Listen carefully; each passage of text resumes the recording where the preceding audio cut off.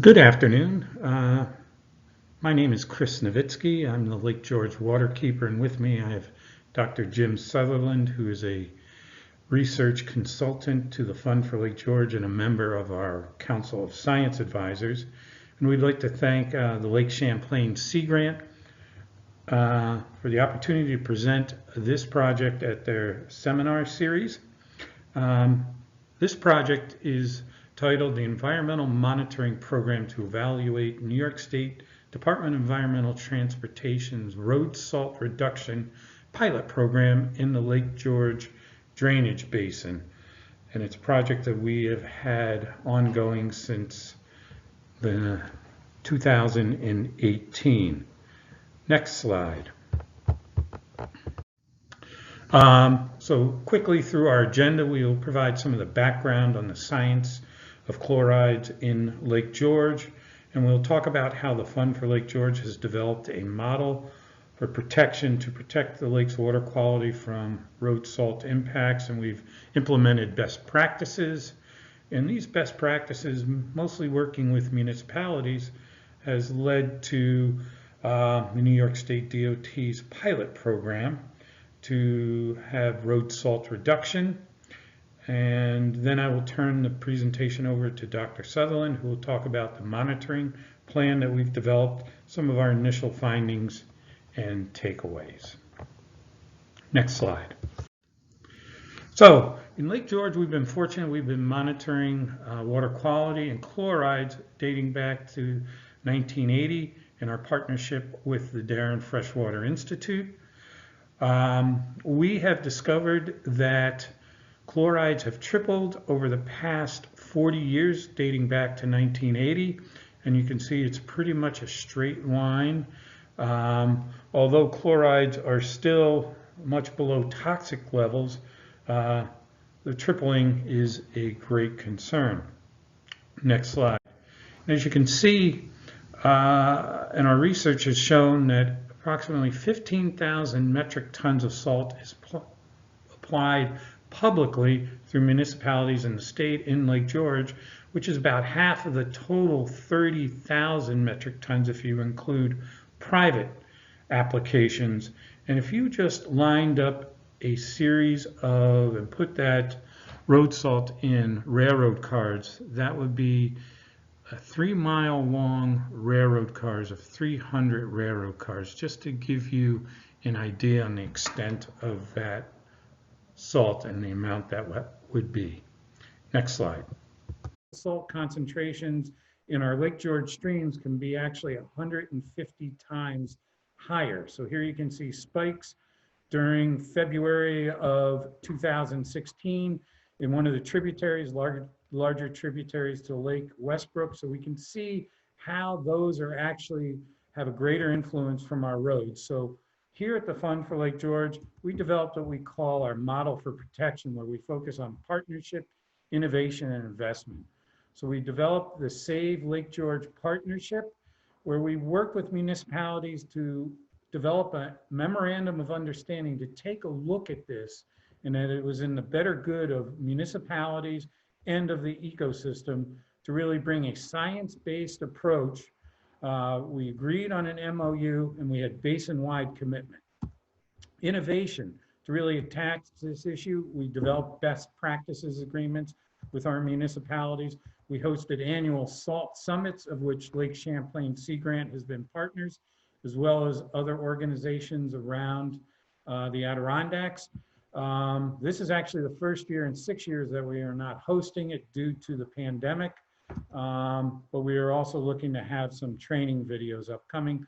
But innovation, we also use database determinations for our standard operating procedures, our SOPs. So really, and we'll get into how these were developed, but really we make our decisions based on data collection.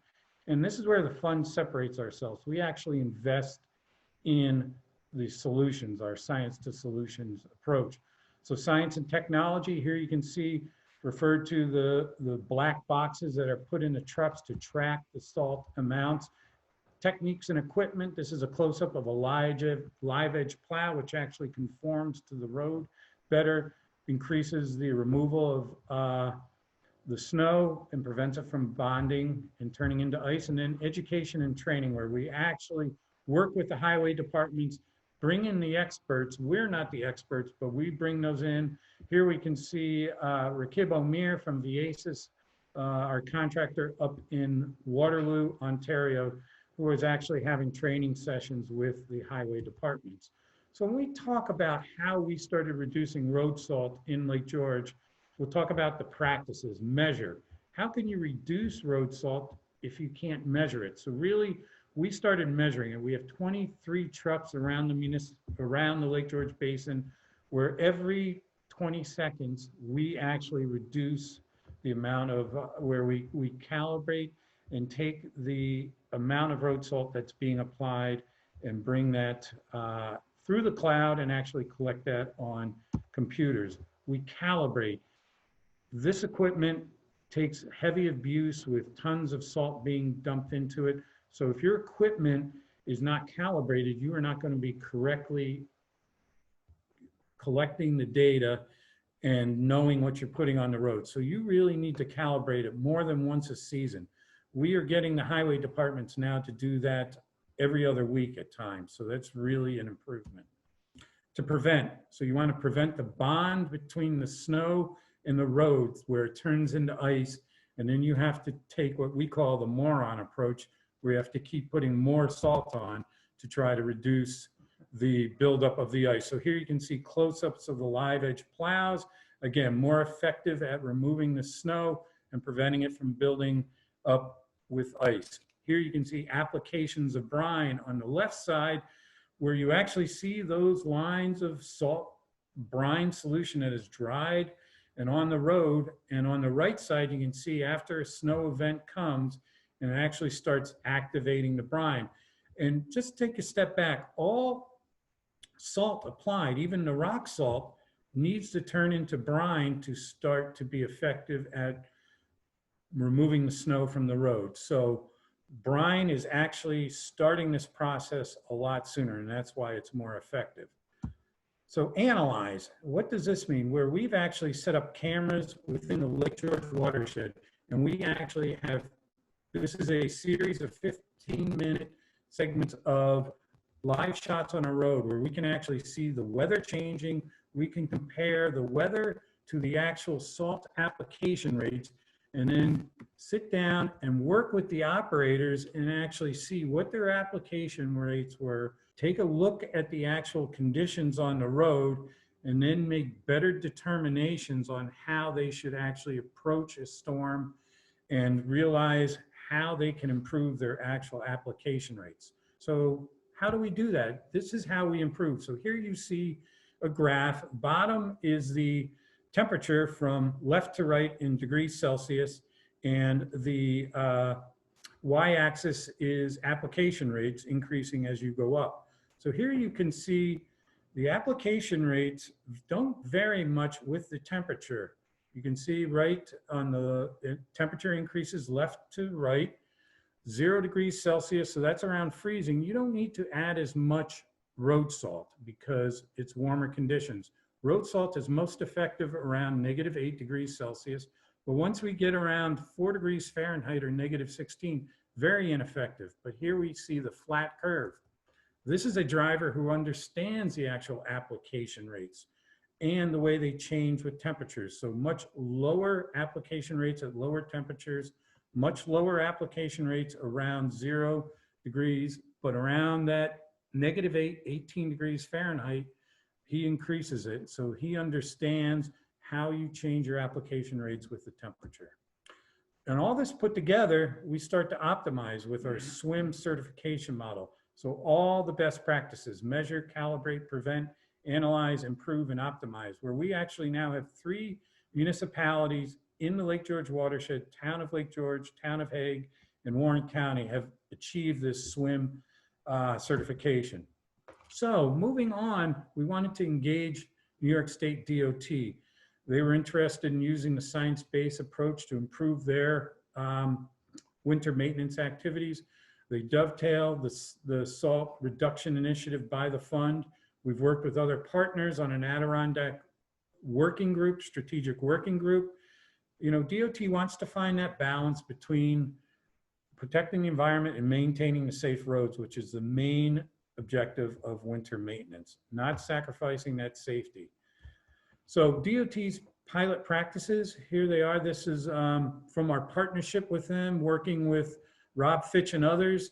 So the brine, the pre-storm, segmented plows, again, the live edge plows, treated salt, which is salt treated with calcium chloride, so it actually can start reacting and working at much lower temperatures, enhanced AVL, automated vehicle location with GPS systems, post-storm reviews, also work with the operators to understand what the pilot goals are, as we said that we are also working with the fund, and then to address trouble spots during the summer work. So really, where you have canopy cover over the road, which prevents the sun from getting to the road, start removing those areas and see how that you can improve those practices. And I think right now, I'd like to turn it over to my colleague, Jim Sutherland, and allow him to take the presentation from here. Thank you, Chris, and thank you to everyone for signing up today and joining in on this seminar series presentation. Just a little background from a study that a group of us did back in 2016, where we took a watershed on the west side of Lake George, the Finkelbrook watershed. We had data going back to 1970 when Wolfgang Fuß, then the head of the New York State Department of Health, did some work up in the Finkelbrook watershed. And what we found from looking at 35 plus years of data was that in watersheds where you have had long-term application of road salt, we found that sodium displaces certain cations in the soil, including calcium, magnesium, potassium, and that this arrangement causes an ion exchange model, which causes higher fluxes of these cations during runoff and lower fluxes of sodium in the runoff. And as we already knew from previous work that went on in Lake George and other areas, we know that chloride is very conservative in the soil and moves through the soil with the groundwater, except in cases where it reaches the very deep soil deposits and takes a longer time to move through. The bottom is the reference of the manuscript that we submitted to Science of the Total Environment back in 2016. Next slide, please. So when we heard about the DOT, the Department of Transportation road salt reduction pilot program, one of the areas that they had selected was in the Lake Placid area. The other area was in the Lake George drainage basin. The photo that you see on the right is the South Basin of Lake George. The yellow line is the segment of Route 9N. It's about a 17-mile segment that extends from the village of Lake George to the base of Tongue Mountain. And this was the section of highway that the Department of Transportation decided that they would implement their road salt reduction program on. So with that, Chris and I decided that this would be a perfect opportunity for us to investigate the effect of road salt reduction on the water chemistry of tributaries that are along this segment of highway. And we decided to select 2 test tributaries and 2 control tributaries. And I must say here, in spite of the fact that it is a 17-mile segment, we had a tremendous amount of trouble locating 2 watersheds that were not influenced by upland development along this 17-mile section of highway. The watersheds that I will show you on the next few slides are way up in the northern extreme of the South Basin in an area called Northwest Bay. It was only in this area that there are a very small handful of tributaries, some of them intermittent, that are not influenced by upland development. Their only development influence comes from the section of highway, the section of Route 9N that crosses through those watersheds. Next slide, please. So these are the two watersheds in the Northwest Bay area that we selected as our test watersheds for the road salt reduction program. On the left-hand side, Tributary 61. Having worked for the New York State Department of Environment and Conservation for many years, the department has their own technique for numbering tributaries in different watersheds and lake basins. In Lake George, the numbering system starts at the north end at the outlet to the Lachute River, and it goes around the lake in a clockwise fashion, with numbers increasing as you proceed from 0 at the outlet until you get back to 0, having gone around the east and west side of Lake George. Tributary 61, with a surface area of about 192 acres. This is the amount of surface area that actually drains to the lower site that we selected. The highway area that goes through this watershed is 0.37 acres. On the right, we see Tributary 63A, a substantially larger watershed, 512 acres, and a highway area of 0.45 acres that runs through this sub-watershed. Next slide, please. We also decided that in order to, check the validity of this study, we needed to have two what we call controlled watersheds. That is, watersheds that were outside the area where the New York State Department of Transportation was conducting this road salt reduction program. So the two tributaries and their watersheds that we selected are shown on this slide. Tributary 36A, through which a section of Route 9L passes. This is also a New York State DOT maintained highway. And then on the right, a much larger watershed, Tributary 41, also known as English Brook. And the blue dot there shows you the lower monitoring station, and you can see the size of the area that drains to this segment.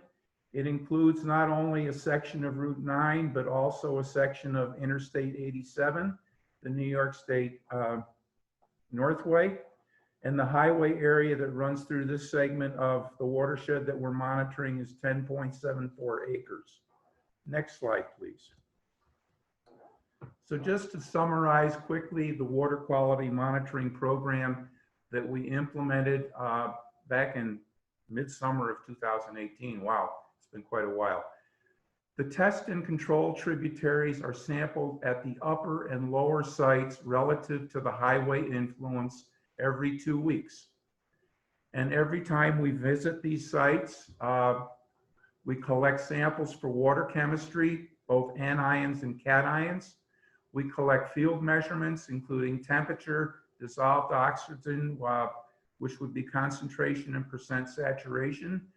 We collect specific conductance, total dissolved solids, pH, and we also gauge the tributary for flow. Next slide, please. All of these lower sites below the highway influence are instrumented. Each site has an onset Hobo U24 model conductivity data logger, and then a combination of in situ loggers, including the Rugged Troll 200 level logger and a Barrow Troll logger, which collects barometric pressure at each site. Next slide, please. This is a slide that shows you some of the equipment that we have installed at these lower sites. On the left is the onset Hobo conductivity logger. And on the right is the cement block and the PVC tube that the conductivity logger is stored in while it's in the stream channel. And you can also see the paracord wrapped around the PVC tube and then tied to a stable structure on the shoreline, so that we don't lose some of these pieces of equipment during high storm flow, which was a lesson that we learned quite drastically last year during the Halloween rainstorm, when we had 5 inches of rain here in a 24-hour period. And we were unfortunate to lose 2 of these data loggers due to this storm.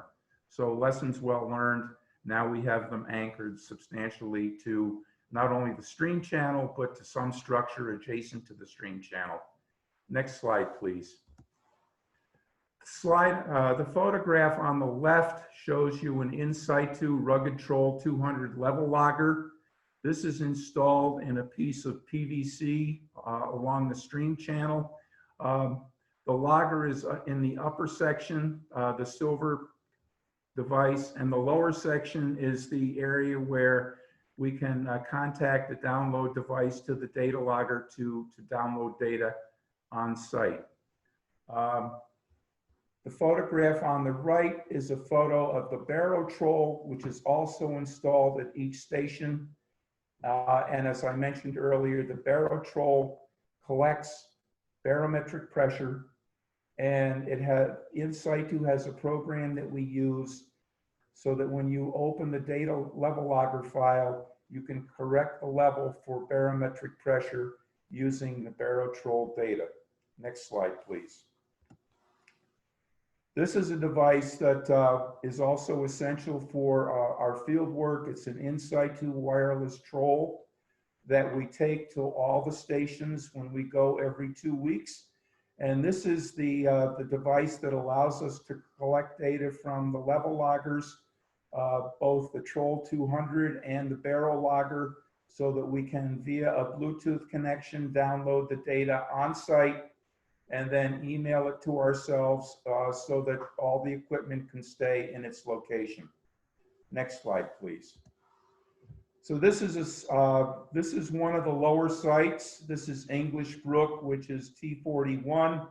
This is the lower station, which has a tremendous amount of road surface draining to it, and thus high, very high, extremely high chloride concentrations. On the left side, you see a photograph of the Hobo conductivity data logger installed in the stream channel, and you can see the paracord that connects the PVC device to a tree stationed along the shoreline. The photo on the right shows the PVC 2-inch tubing and the top that's been installed on top of the tubing. The level logger, the Troll 200 level logger, is installed inside this PVC tubing, and you can see the barrow troll, which is hanging off the side of the tubing to record barometric pressure at regular intervals. Next slide, please. All data loggers are programmed to record data at 5-minute intervals, and these are synchronized to the 5-minute clock intervals. All data loggers are downloaded at bi-weekly intervals. Every site visit, a download is done for both the barrow troll and the Troll 200 level loggers. All data are stored in individual Excel master files for evaluation and summary. And excuse the misspelling here. In situ, as I mentioned earlier, has a barrow merge program that corrects tributary level for changes in barometric pressure. Next slide, please. Okay, so for English Brook, again, our control site. This is a stream I've worked with since 1980 when I started working up in Lake George on the Lake George Urban Runoff Project, which was part of a US EPA-funded nationwide urban runoff program. The graph on the right shows you the relationship between specific conductance and chloride at the lower site for English Brook, a very good relationship. So we can take specific conductance readings, which I mentioned to you previously are recorded at 5-minute intervals. and we can convert these to chloride concentration. The graph on the right shows the level logger, the Troll 200 relationship between what the level logger is recording and the rating curve that we've established through the gaugings that have been conducted at the lower site every time we visit the site since the loggers were installed. Next slide, please. This is one of the Excel programs that I work with quite a bit. In this case, we're looking at the Excel program for Tributary 41 that actually gives us our results in terms of flow and chloride loading. And what you see here is a segment from the September 2020 program. I've selected the portion of the program where we see at the end of the day, we are able to calculate the daily chloride load in pounds, and we also have the daily average flow in millions of gallons per day. Can you see the, if you can't see the header columns or the header row, date and time, the Troll 200 water level. The third column is the conversion of water level into millions of gallons per day. The fourth column is the conversion of millions of gallons per day into gallons per 5-minute interval. The fifth column is the specific conductance reading that has been taken from the Hobo data logger. The sixth column is the conversion of specific conductance to pounds of chloride using the conversion that I showed you in the, milligrams per liter of chloride, using the conversion that I showed you in the previous photo where we showed the relationship between conductance and chloride concentration. The seventh column is the pounds of chloride per 5-minute interval using the calculations from columns 5 and 6. And then columns 7 and 8, as I showed you at the end of each day, we have the calculation that gives us the total chloride load and the total gallons that pass the station during that 24-hour interval. Next slide, please.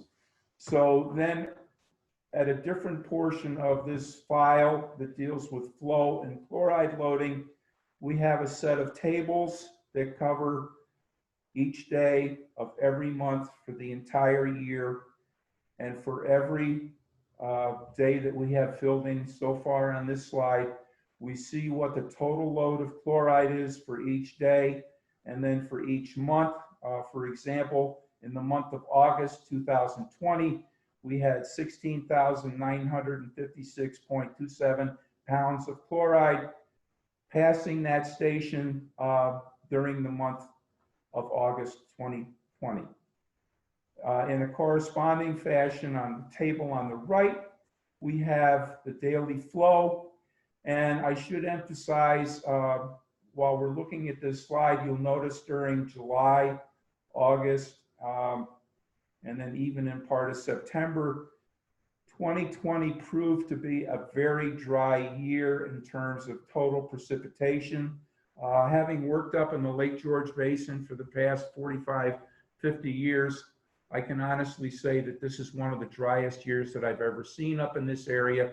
And you can see during the June, July, and August for the daily flow at the lower station, extremely low values, which would probably be at least an order of magnitude higher during normal times. Next slide, please. This graph just basically gives you a summary of the daily chloride loading and the daily flow that we've measured at English Brook since the data loggers were installed there in May of this year. Daily flow and daily loading, you can see the relationship between the two, and these graphs obviously will expand as we collect more data and move into the end of this year and the beginning of 2021. I should also mention that our experience with these data loggers has been to leave them in year-round. I've worked with various types of level data loggers since the early 1990s on Finkel Brook, and my experience with transducer loggers is that although the manufacturer recommends that they not be left in during icing conditions, I've never had a bad experience with these. So I think as long as they're anchored properly to the adjacent shoreline, I think we'll be able to continue to get good numbers for the remainder of this project. Next slide, please. As Chris mentioned earlier during his portion of the talk, when the fund started talking to the New York State Department of Transportation about this road salt reduction program, it was envisioned as a cooperative partnership. It included both the Department of Transportation and the Fund for Lake George, which, as Chris told you, has a vested interest in advocacy for Lake George and reducing the amount of road salt that's entering Lake George, just because of the threefold increase in concentration that's occurred since the early 1980s. As part of this partnership, excuse me, the Department of Transportation would implement the road salt reduction program on Route 9N, which is the section of highway that we've been talking about.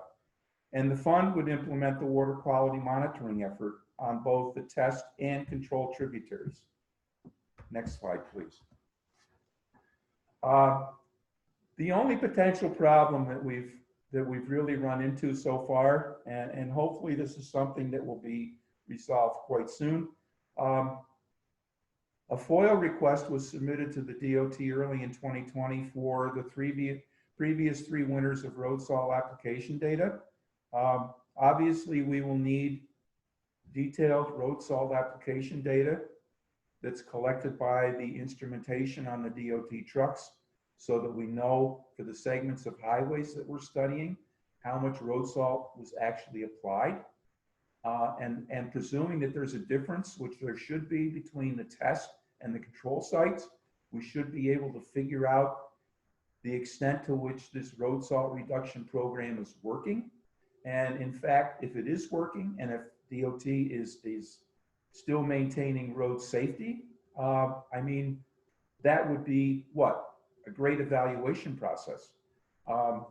Unfortunately, because of certain conditions, some of which we may be aware of, like the pandemic, which took all of us by surprise, but other conditions that might be ongoing in New York State DOT, we so far have received 5 extension requests for our FOIL requests, which means that we still have not received the winter road salt application data.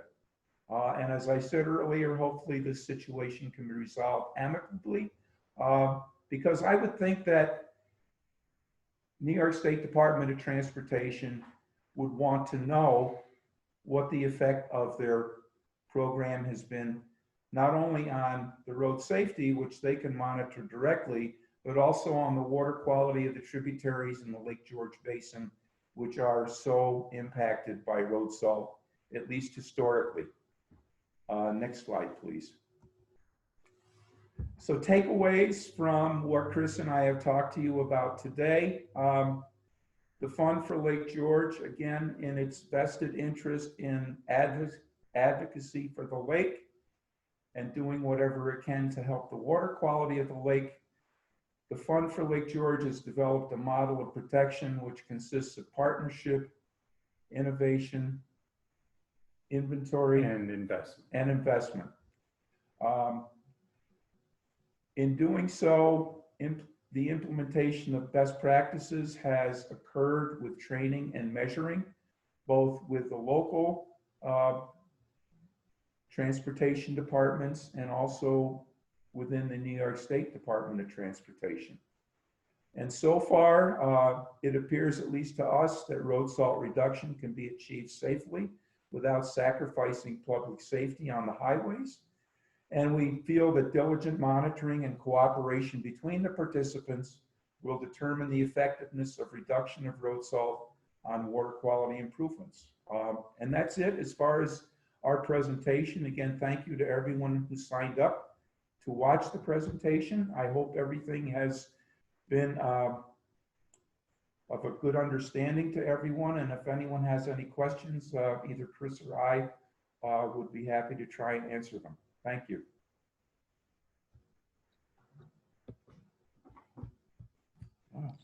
Thank you so much to you, Chris, and to Jim. This is an interesting and important program. I myself, and thank you all to the participants who are attending and writing in questions. I have a number of questions, but I think we should go to the attendees first.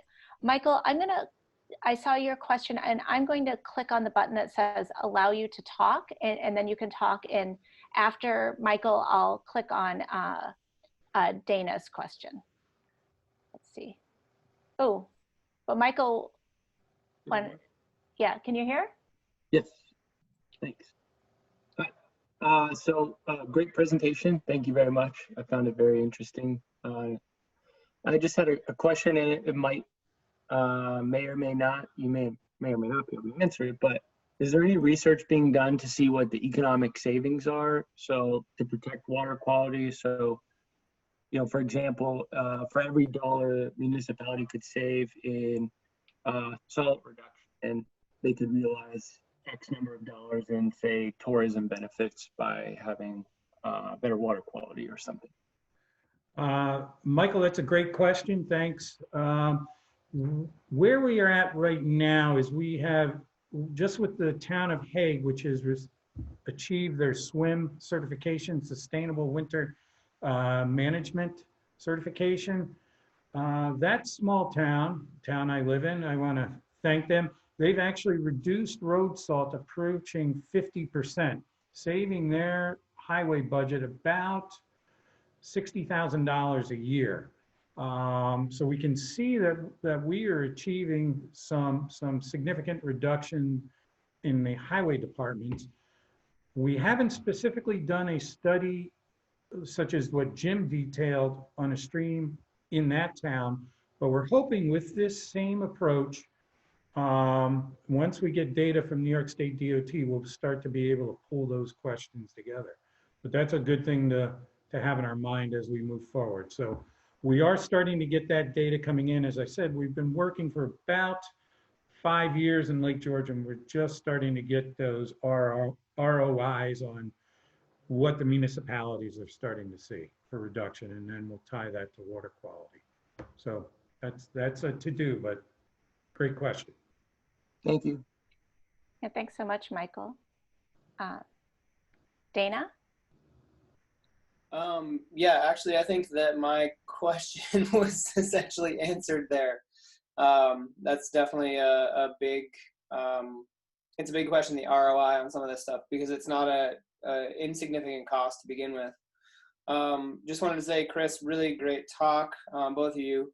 And also I noticed that some of your work initially on your first published resource or reference was about soils and cation exchange. Are you, or did you look at that in this study as well, or was that just data that you'd already collected from this study and published?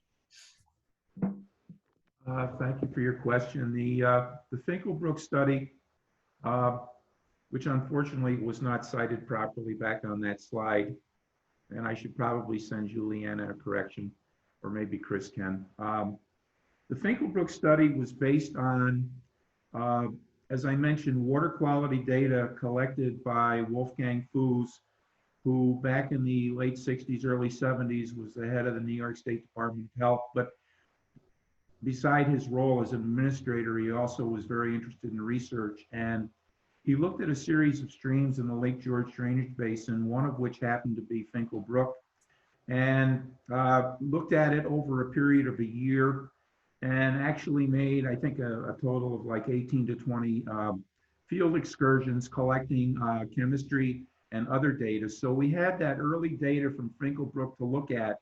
And then in 1992, If you know anything about Finkel Brook, which probably you don't, it's on the west side of Lake George. It's in the town of Bolton Landing. And Finkel Brook runs right through the property that is currently occupied by the Darien Freshwater Institute. And because I had a cooperative relationship and a partnership with the Darien Freshwater Institute since the late 1980s, I did a lot of my work out of the Institute field station up there. And I instrumented Finkel Brook back in 1992 with a level logger, so that I have continuous flow from 1992 on that stream. And it was also one of the streams that we did extensive chemistry on, both during baseline flow and also during some storm events. So we had data from several different sources, and we didn't really use any of the data from this current study because this didn't start until after that paper was written and published. I hope that answers your question, because I can't remember what your question was. Dana, do you have any follow-up? No, thank you. That was great. Yeah, thanks.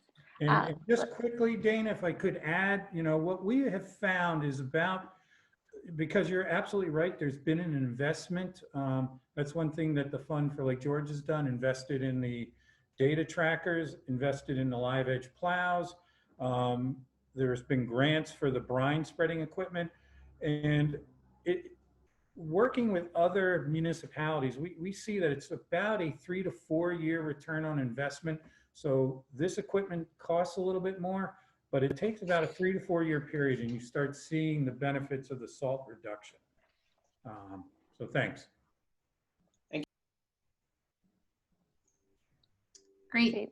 And so we have a question coming to the chat box right now from William Parkhill. And William is asking, has there been any interest from the Vermont Agency of Transportation as they also apply brine, thinking specifically about calibration best practices?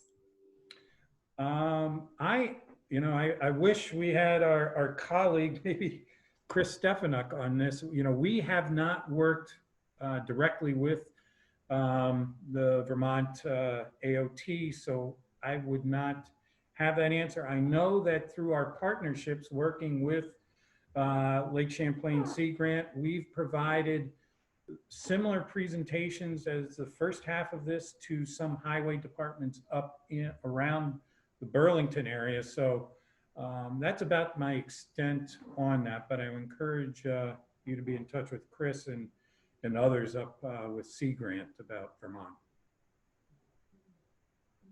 This is actually Chris. They just gave me the unmute button. Hey, Hi, Chris. Hi. Yeah. So I just chatted to the, I guess you all who are presenting. We're working on a calibration best practices video with South Burlington right now, and it will be going out to all the municipalities. I haven't worked specifically with the state agency on that video, but certainly makes sense to include them in that conversation. So that'll be being filmed possibly even in the next 2 weeks.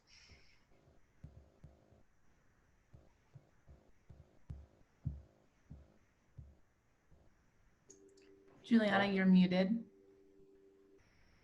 Thank you. Classic.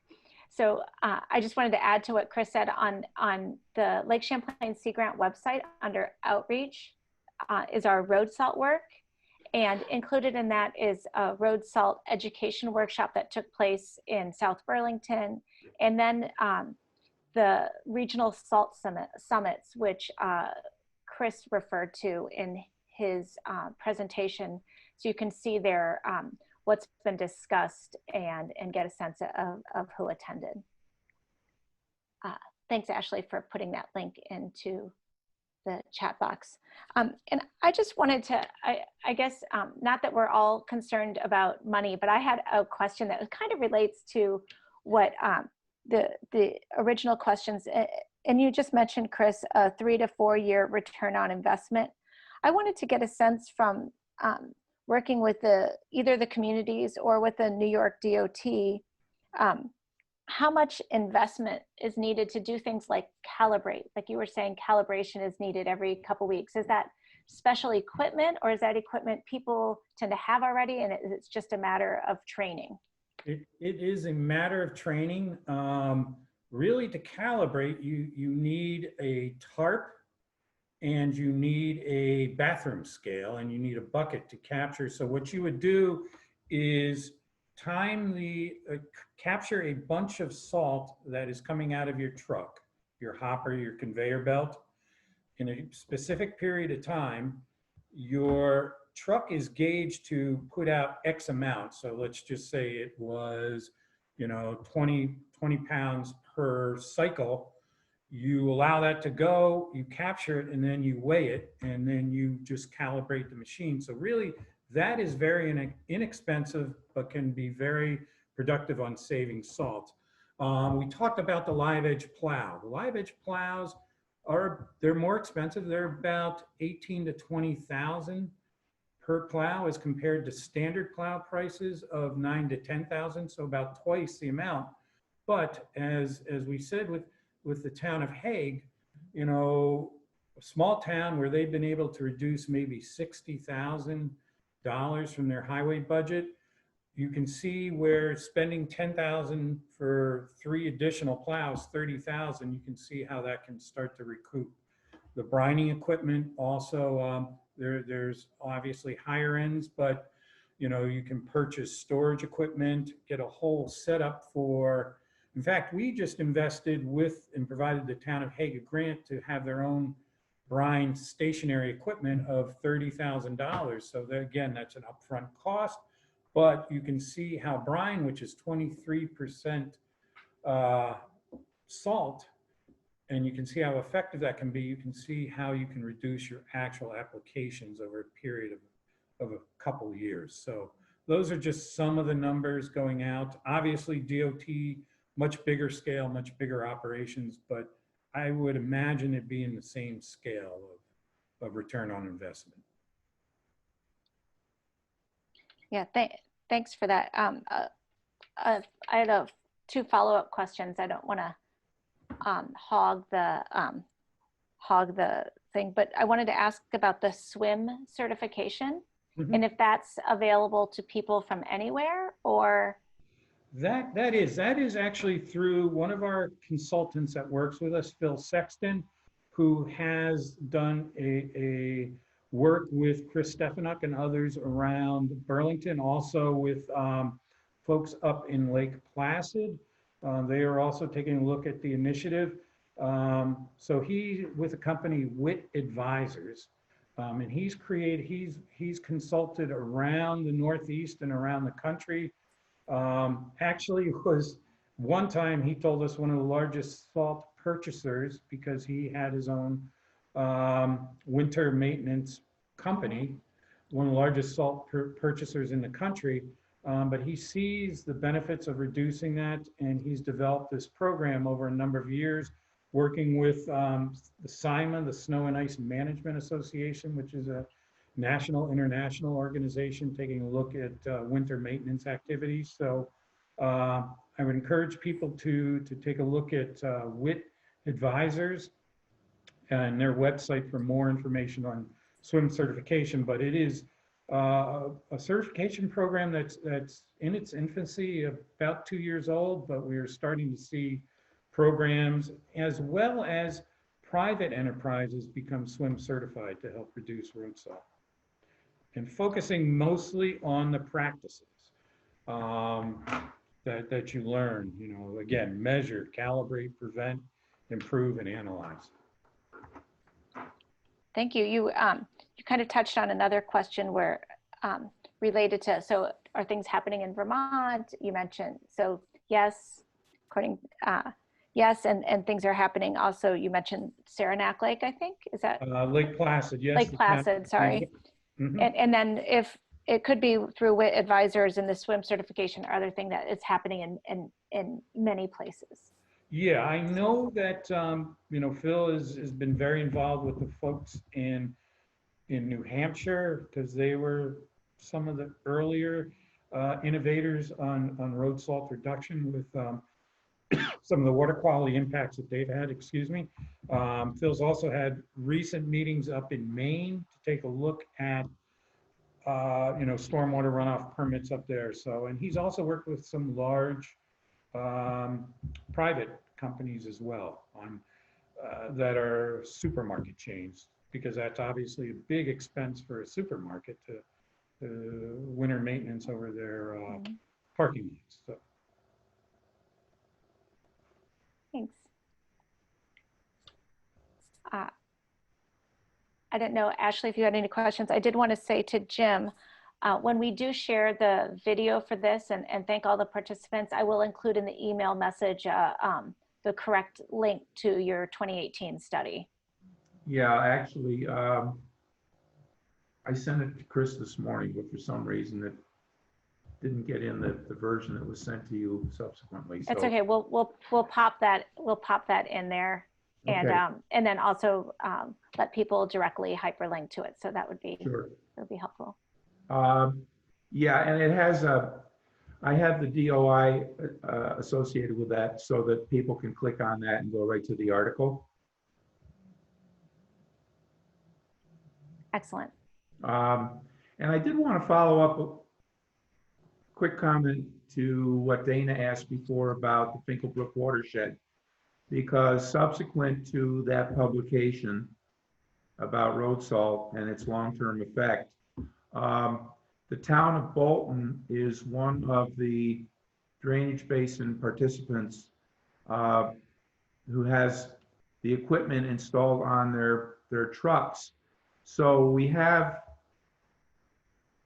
road salt application data from winters subsequent to the publication that we are looking at right now to determine the impact of that reduction on the water chemistry of Finkelbrook, and then to see if we can find any indication of in-lake reductions in chloride concentration associated with work that's currently being done by the Jefferson Project on Lake George, which we also have some sort of a cooperative effort with. So, and Chris and I did this work with Jeff Short, who was a consultant and a colleague of ours in Alaska, and then Steve Norton, who is a professor emeritus at the University of Maine. So hopefully we'll be coming out at some point with a follow-up to the 2016 publication.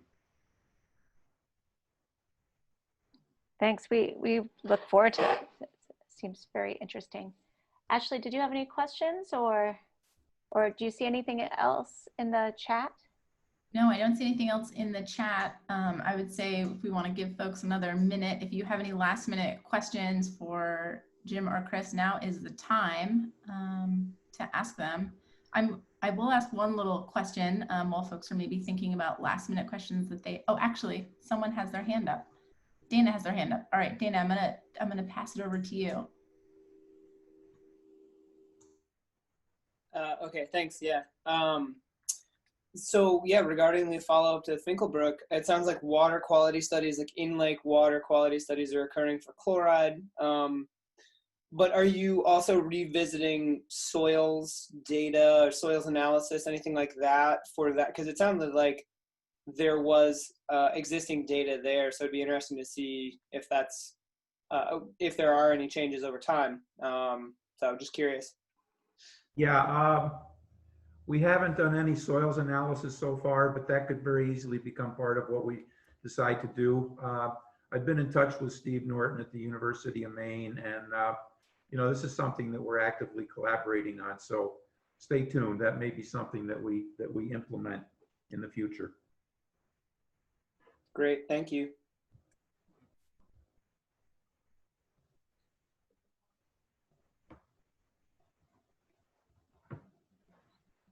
Okay.